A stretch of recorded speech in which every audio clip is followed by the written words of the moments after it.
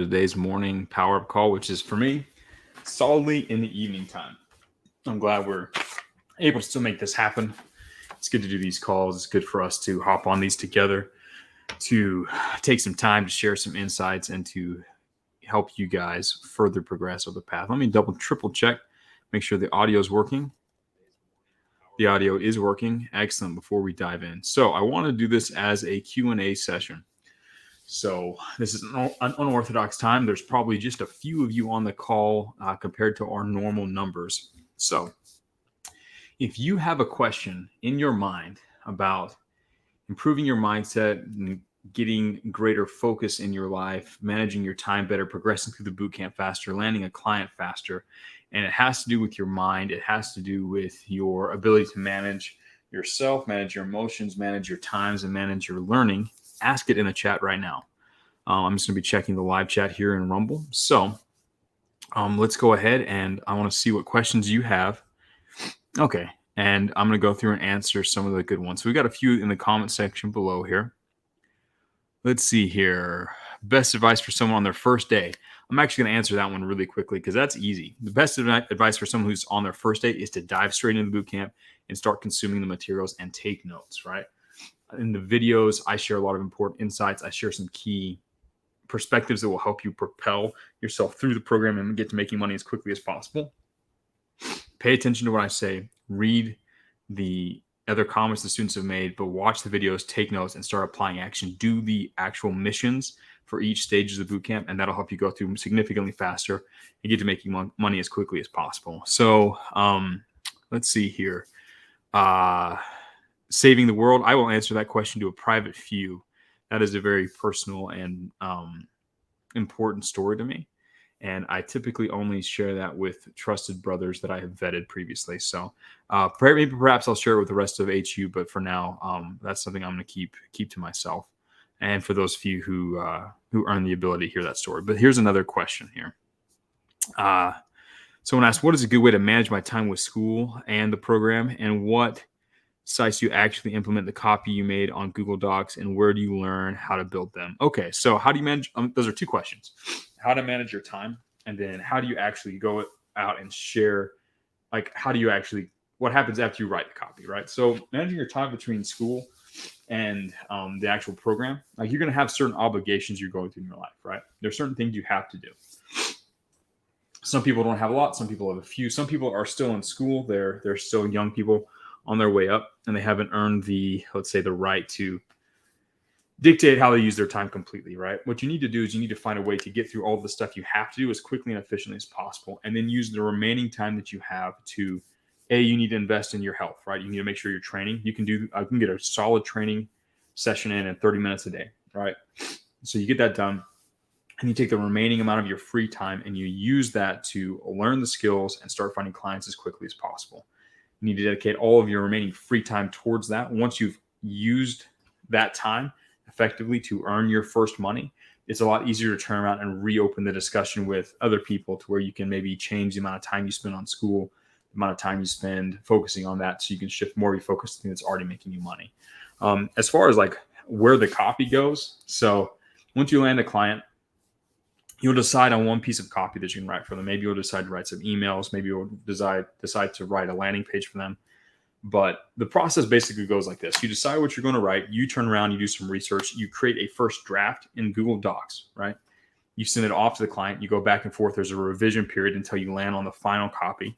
And then one of two things happens. One, either you pass it off to the person on their team who handles the actual website copy or handles the actual emails that go out on like a logistical side, and they handle it. So all you do is do the Google Doc. Or if you negotiate with your client to be the person who's going to be creating the actual page or creating the actual emails inside the software, then you'll take that copy that you've created inside of your Google Docs and you'll handle it there for your client. You'll actually put it up there. But that completely depends on the client. It completely depends on what you have negotiated with them. All right, let's take a look and see what other questions we have. Biggest mental barrier you faced on your copywriting journey, how did you overcome it? It existed for like about 2 seconds, right? There was a moment where I was like, am I actually good enough to do this? Am I ready? Or should I just go back and practice a bunch more? Every copywriter faces this. I blasted mine in about 5 seconds. It wasn't that difficult. because I was able to see it from a higher level because of some resources I had at the time. But that was perhaps the biggest one I had to face. And that was, most people run into this barrier where you're progressing forward and you know you're better than you were yesterday, and you're better than you were a month ago, but you're not quite sure if you're good enough to play at the high levels yet. You're never really truly ready. That's the thing. You're never really truly ready to go get that first client. You're never really truly ready to get that next big project. What you have to do is decide that you're going to do it, and then find a way to rise to the occasion. Once you realize that that's what you have to do, and that there never is going to be some magical moment where you just know that you're completely ready for something, then it simplifies it, and you can just start attacking bigger and more exciting projects more faster and with greater energy. Let's take a look. So yeah, some people here have some more questions about time management. So Andrew, I have a busy schedule, being in the military part-time, working out, and full-time in college. Due to this schedule, do you think it will get in the way of me delivering quality product? Not necessarily. It depends entirely on how you manage your time. Military part-time means that that's an obligation. It's going to fill up a certain amount of your time. Nothing you can do about that. College full-time, you can become much more efficient in how you go through that to free up more time for yourself. Chances are you're probably working. If you're like most guys, a lot of guys go and they start working out 3, 4, 5 hours a day in the gym. That's great and all, but it's you're taking a lot of your time to get a small result in your life, right? Would you rather be in, world-class shape and be broke, or would you rather be in really, really good shape and have a lot of money, right? It's all about how you manage your time. You need to really view your priorities. Again, I get my training done in about an hour a day max. And that's when I really have, that's when I really take a lot of extra time to handle other things. And I'm able to maintain pretty strong physique. I handle myself in any kind of sparring rounds I take care of. So it's something to consider where your priorities go. Let's take a look at some of these other questions. Apologies, guys, I have a cold. I'm still going. So how do you hold yourself accountable before TWR? I really held myself accountable to myself. That's the thing. Self-discipline is better than external discipline, right? Like, you can get disciplined, like a drill sergeant can impose discipline on you. Other people can impose discipline on you, but it's better if outside of that, you can impose discipline on yourself. So I chose to impose discipline on myself. I woke up at 4:30 in the morning and launched stuff and got things going because I knew that that's what I wanted to do. So accountability is important, and you should use it when possible, but beyond that, you should develop that yourself. Let's take a look. Some basic questions. What's a discovery project? That's a really easy one to ask inside of the group. How to prepare myself. Just go through the program.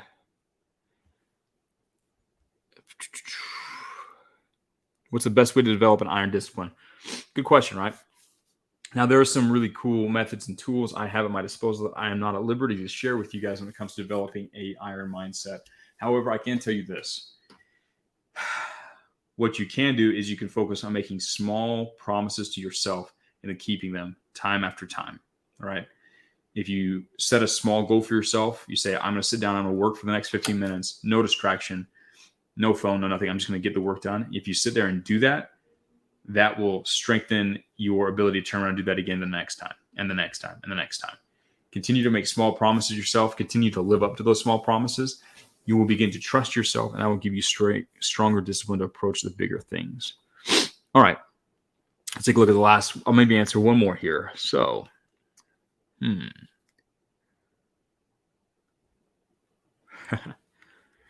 how can I hire whoever you use to edit your profile picture on Discord? It's myself, and that is a fee you probably cannot afford. So we will skip that one and go to the last question. So, would you recommend someone do copywriting over e-commerce, even if they have the requirements for e-commerce?